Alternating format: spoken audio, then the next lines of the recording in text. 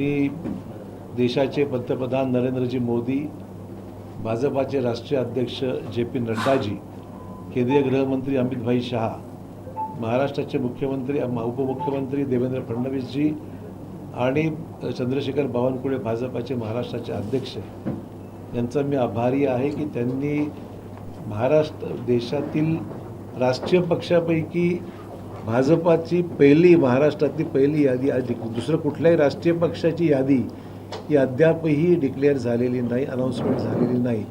पण भाजपाने पहिली यादी ही भाजपाची आज जाहीर झालेली आहे. त्यामुळे महायुतीचं काम कुठल्याही निर्विघ्नपणे पार पडत आहे, कुठलेही वादविवाद नाहीत आणि तिन्ही पक्षाच्या समन्वयातून हे काम जलद गतीने होत आहे. याबद्दल आम्ही पक्षाचे सर्व कार्यकर्ते समाधानी आहोत, मला मुद्दाम सांगितलं पाहिजे. त्याचबरोबर माझा जुना मतदारसंघ, ज्यातून मी अनेक वेळा आमदार झालो, मंत्री झालो, मुख्यमंत्री झालो, तो माझा भोकर विधानसभा मतदारसंघ मी राज्यसभेवर गेल्यानंतर रिक्त झाला होता. त्या जागेसाठी ॲडव्होकेट श्रीजया चव्हाण हिची त्या ठिकाणी पक्षाने शिक्कामोर्तब करून त्यांना ही उमेदवारी दिलेली आहे.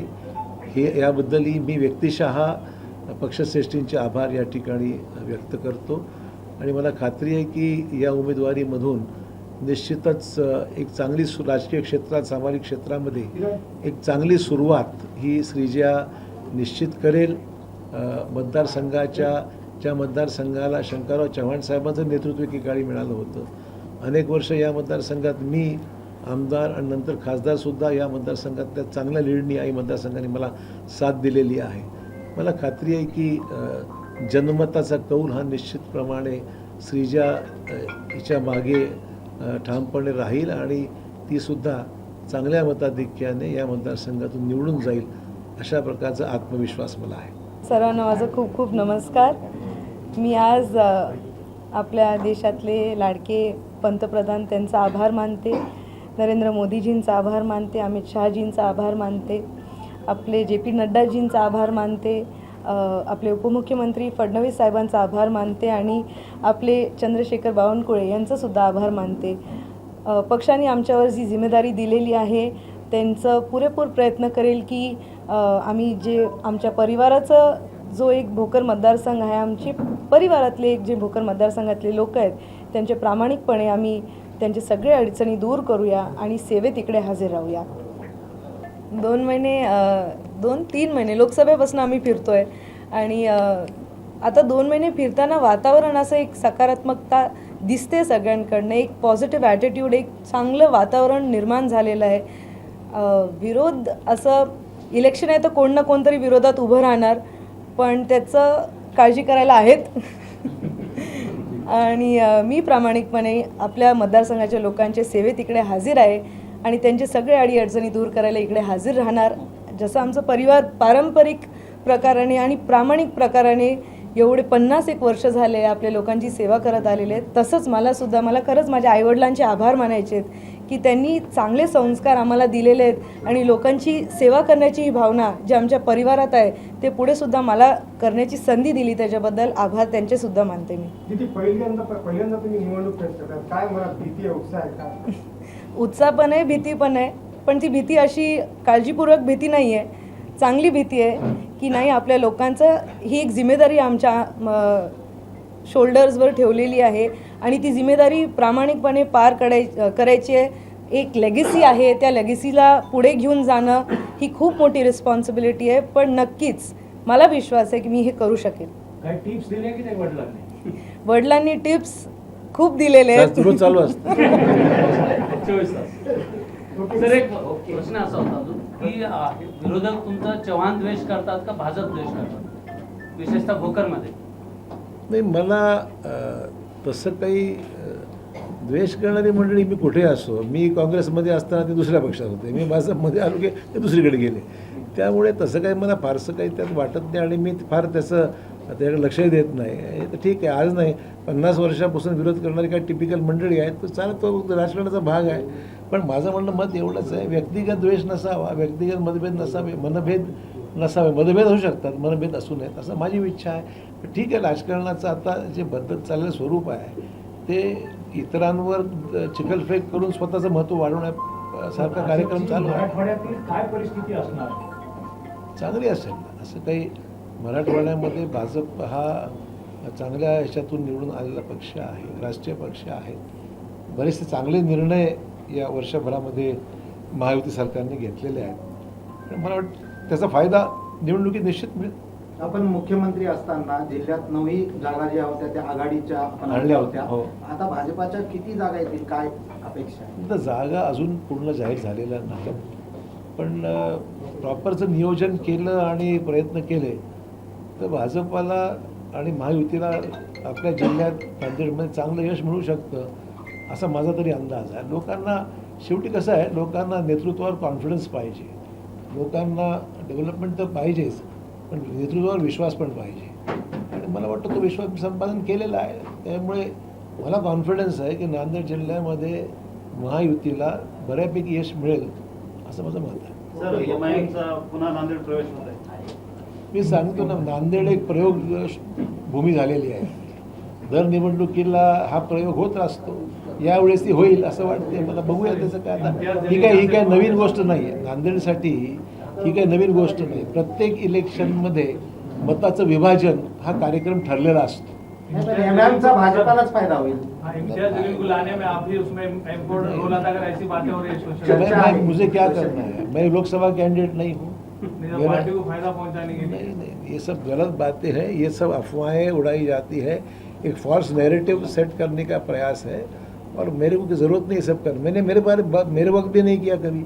मैं कर सकता था, अगर करना है तो मेरे चुनाव में क्यों नहीं किया. फिर मैंने लोकसभा के लिए मैं 2-4 महीने पहले खड़ा था, मैं कर सकता था, मैंने नहीं किया. वो सवाल ये है कि ऐसे तरीके से मैच फिक्सिंग करना, ये कि हम लोग मेरिट पे लड़े हैं, कोशिश किए हैं, कभी कोई था कभी नहीं था.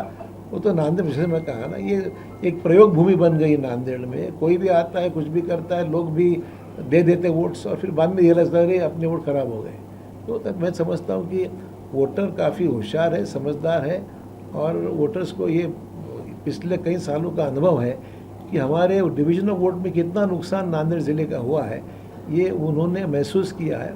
और मुझे लगता है कि डिवीजन नहीं होगा, काम करने वाले व्यक्ति की छवि पर अवलंबन है, उसको वोट मिलेगा. सर, डीपी सावंत जी अभी भी कांग्रेस में है, आपके बहुत करीबी है, आपके संस्था में काम करते हैं. अगर बीजेपी इतनी अच्छी पार्टी है तो आप उनको कन्विंस क्यों नहीं कर पाए बीजेपी में लाने का? उनका व्यक्तिगत फैसला, स्ट्रैटेजी का हिस्सा है कि सब पार्टियों में अपने डीपी सावंत ने मेरे ये सब जितने आमदार कांग्रेस से चुन के, मैंने चुन के लाए थे उसको, ये बात बता रहा हूँ मैं. तो सवाल ये है कि मैंने किसी को, मैंने जब मैं बीजेपी ज्वाइन किया उसी दिन मेरा स्टेटमेंट आज भी मैं कायम हूँ उसको. मैंने किसी को इनवाइट बीजेपी ज्वाइन करने के लिए किसी को भी मैंने बुलाया नहीं, डीपी सावंत को भी बुलाया नहीं. उनका व्यक्तिगत फैसला है. और संस्था का सचिव रहना, इसका कोई पार्टी से कभी कोई लेन देन नहीं है, उससे कोई संबंध नहीं है. संस्था अलग चीज़ है, पार्टी अलग इशू है. मराठवाड्यात तुमच्यावर काय काय जबाबदारी दिलेली आहे भाजपा? मला प्रचारात जबाबदारी निश्चित राहणारच आहे. सगळ्या मतदारसंघात प्रचार जिल्ह्यातही करू, मराठवाड्यातही करू. शासनाने घेतलेल्या निर्णयाचं सुद्धा त्याच्यामध्ये काय काय कुठपर्यंत लोकांपर्यंत पोहोचवण्याचं काम झालंच आहे, पण ते अधिक प्रभावीपणे करावं लागेल. आणि महायुती कशी योग्य राहील हे कन्व्हिन्स आहेत लोक, पण अधिक ते प्रभावीपणे तो मुद्दा मांडणारच लो आम्ही. शेवटी जागा जिंकायचीच आम्हाला. शेवटचा प्रश्न साहेब, बदल आता श्रीजयाच्या विजयाची किती ताकद? 100%. बोला. 100%. श्रीजयाच्या विजयाची ताकद. बंजारा समाजानं आज एक नांदेड शिरपूरच्या भागामध्ये एक मेळावा घेतला आणि भाजपला सरळ भाजपला अन्याय केला असं त्यांचं म्हणणं आहे. असं आहे की कुठल्या व्यक्तीने कोणाला समाजाला विरोध हा विषय नसतो. समाजाला जाणीव आहे, त्यांचा व्यक्तिगत विषय असू शकतो. ते इच्छुक उमेदवार होते, गव्हर्नर्स नॉमिनेशनमध्ये त्यांची इच्छा होती, ते घडलं नसेल. इथे बाबूसिंग महाराज हे त्याच्यापेक्षा एक फार मोठं व्यक्तिमत्व आहे की ज्यांना भाजपने राज्यपाल नियुक्त म्हणून आमदार केलेलं आहे. त्यामुळे देवीदासवर कदाचित त्यांना वाटलं असेल की बाबा मला मिळालं पाहिजे होतं, परंतु बाबूसिंग महाराजांचा चॉईस हा चांगला चॉईस राहिलेला आहे आणि समाजामध्ये खूप आदराची भावना त्यांच्याबद्दल आहे. लोकसभेच्या संदर्भात आत्ताच एक 15 मिनिटापूर्वी व्हिडिओ कॉन्फरन्सिंगच्या माध्यमातून आमच्या सर्वांची मतं ही जाणून घेण्यात आली. त्या मीटिंगमध्ये शिवप्रकाशजी आपले जे महाराष्ट्राचे प्रभारी ते होते, भूपेंद्रजी यादव जे महाराष्ट्रामध्ये निवडणुकीसंदर्भात ज्याच्यावर जिम्मेदारी तेही होते, देवेंद्र फडणवीस, बावनकुळेजी आणि अन्य सहकारी त्या मीटिंगमध्ये होते. मी सुद्धा त्या मीटिंगमध्ये सामील झालो होतो. एक साधक बाधक चर्चाही झालेली आहे. कदाचित अजून काही सहकाऱ्यांशी चर्चा करून निर्णयाला यावं लागेल असं एक चित्र आहे. परंतु उमेदवार कोण असेल सर?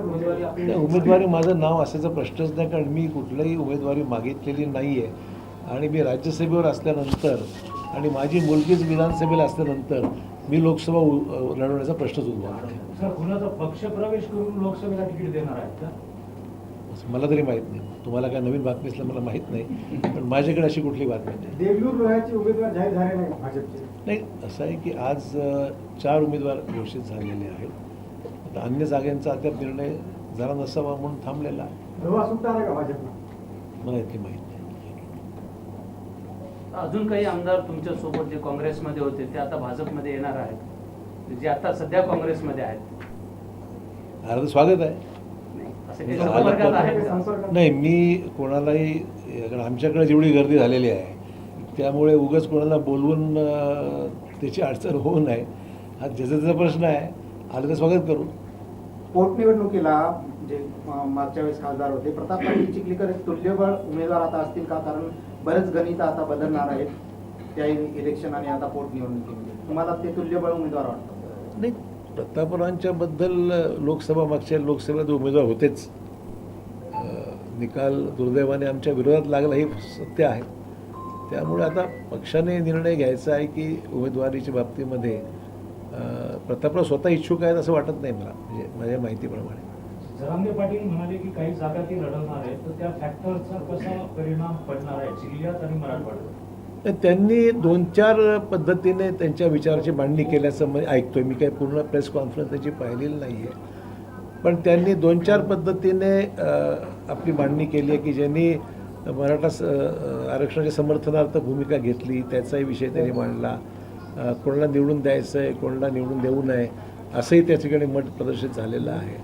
त्यामुळे असं ओव्हरऑल भूमिका ही आहे की मराठा आरक्षणाच्या समर्थनार्थ ज्यांनी काम केलेलं आहे आणि जो निर्णय महाराष्ट्राचा हिताचा असावा असं मी कालच व्यक्त केलेलं आहे की त्यांचा निर्णय जो काय होईल तो महाराष्ट्राच्या हिताचा असावा असं माझं मत आहे.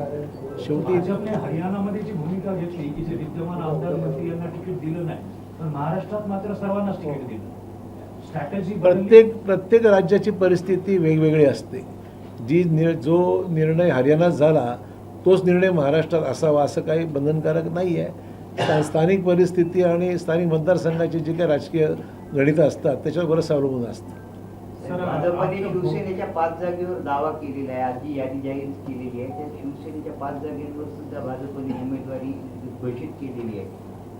असं आहे की दावा करणं हे काही चुकीचं आहे. प्रत्येक पक्षाला वाटतं की आमची संख्या वाढली पाहिजे, वाटणं स्वाभाविक आहे. परंतु शेवटी ग्राउंड रियालिटी पाहावं लागते. पक्षाला बऱ्याचशा वेळेस काय वाटतं हा एक विषय असतो आणि ग्राउंड रियालिटी वेगळी असू शकते.